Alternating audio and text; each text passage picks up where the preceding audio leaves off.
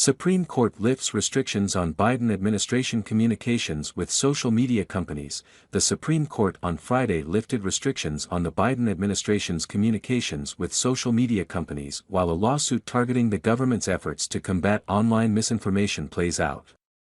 The court's move pauses rulings from a federal trial court and a conservative appeals court that severely limited the ability of the White House, the Surgeon General, the U.S. Centers for Disease Control and Prevention, the FBI, and a top U.S. cybersecurity agency to communicate with social media companies about content related to COVID-19 and elections the government views as misinformation.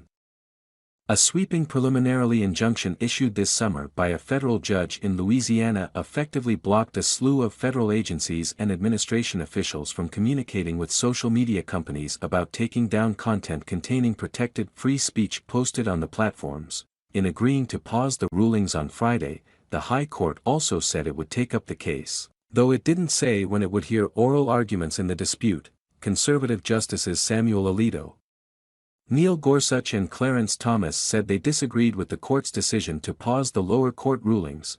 The upshot is that the Biden administration gets to keep on doing whatever it's doing with regard